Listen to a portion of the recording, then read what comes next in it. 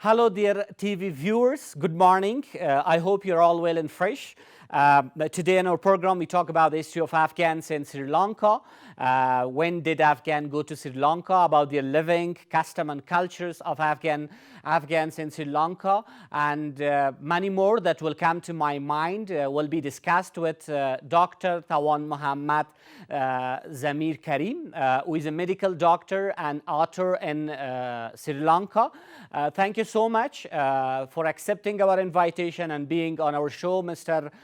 Karim from Sri Lanka. And let me start by asking you, when did Afghan move to Sri Lanka, and what was the role of Afghans in pre-colonial in Sri Lanka? Okay, thank you so much for the question, and assalamu alaikum. And the history of Afghans in Sri Lanka can be traced back to the earliest of times. It can be traced back to the 1st century BCE. So as we know that Afghanistan was known by numerous terms in the past. For example, it was referred to as Bactria, Ariana, Grandiana, Magiana, Drangiana, and numerous other terms. So since the 1st century BC, there have been Afghan traders and pilgrims, as well as monks who have visited Sri Lanka. And from Sri Lanka, there were many Sri Lankans, monks, as well as traders who visited Afghanistan.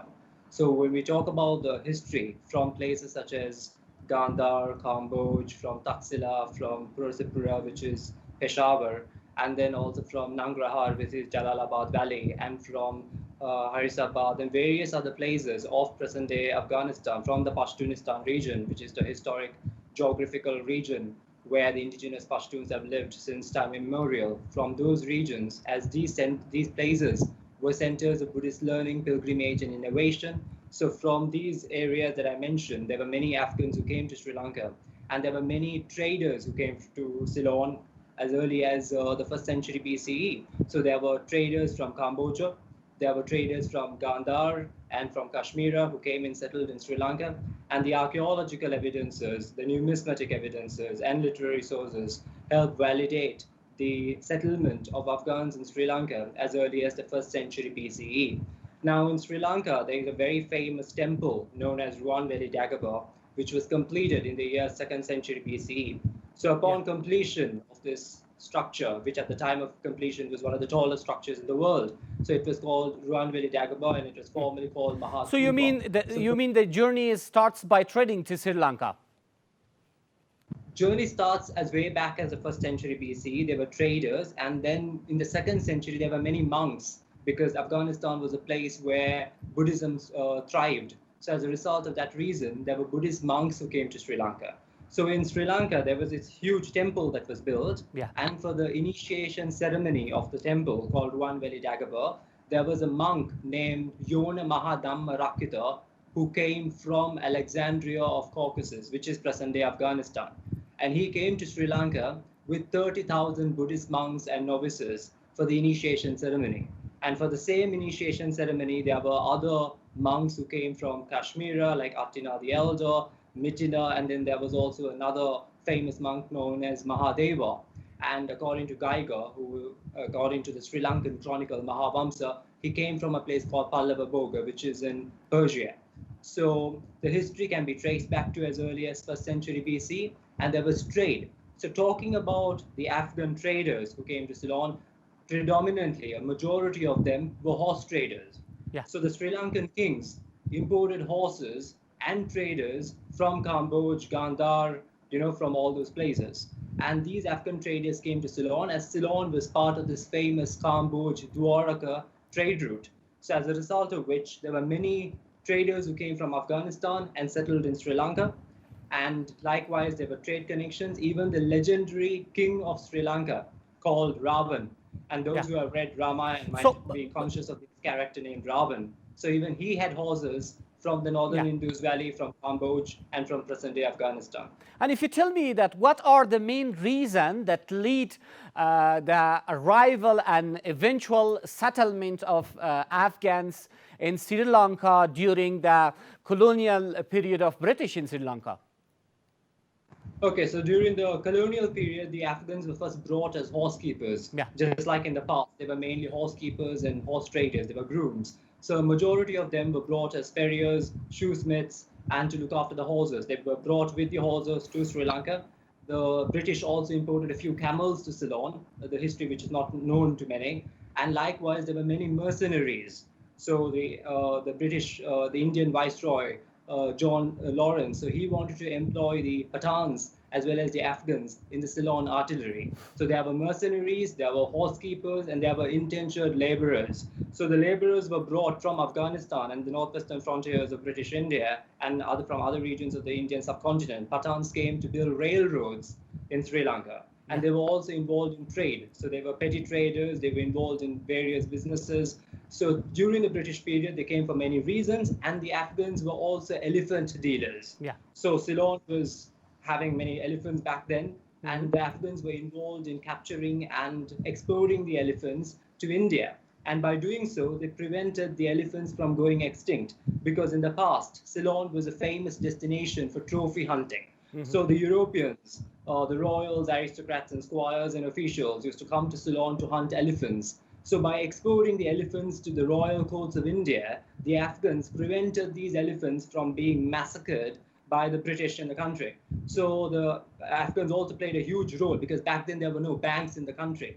So the Afghans in Sri Lanka were the pioneers in banking and credit services. They were also involved in developing the inland trade as well as the railway system in the country. So yeah. Besides of trade and money lending of Afghans, were there other professions that Afghans were engaged in?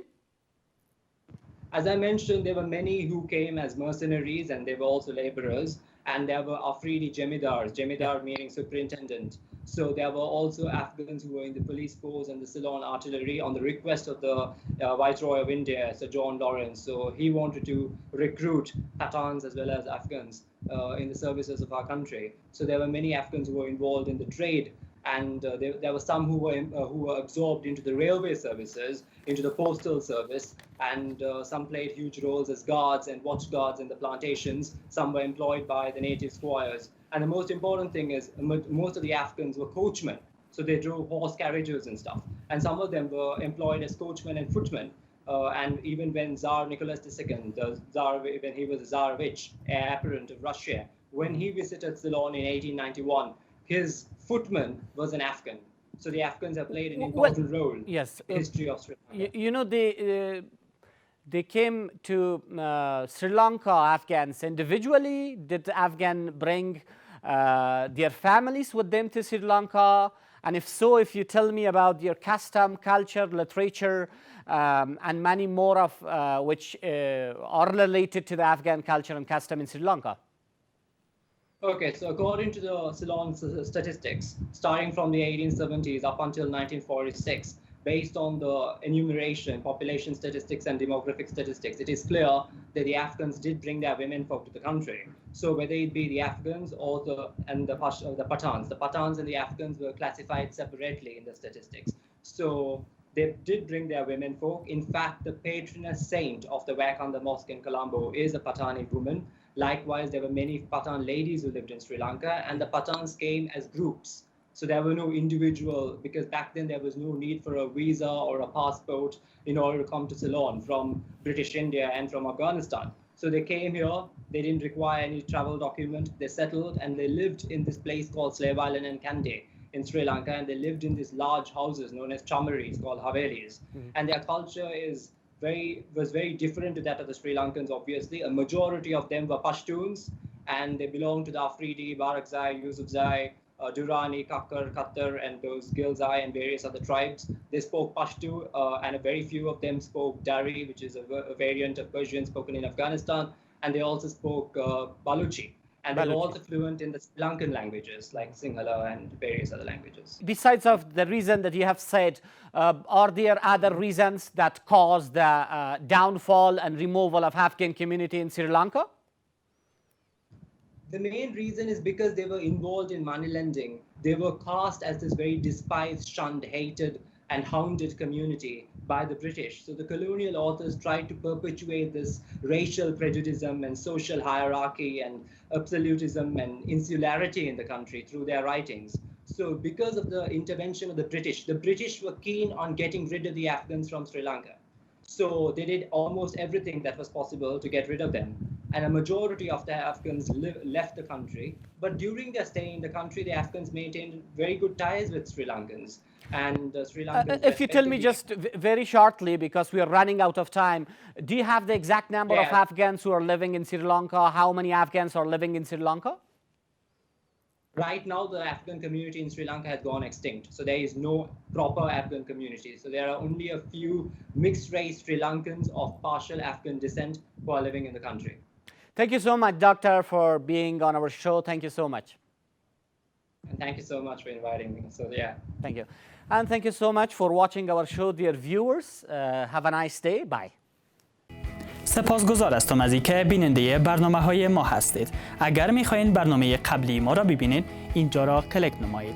اگر می‌خواین برنامه بعدی ما را ببینید، اینجا را کلیک نمایید. و اگر می‌خواین به چینل یوتیوب تلویزیون جهانی آریانا بپیوندید، پس اینجا را کلیک نمایید.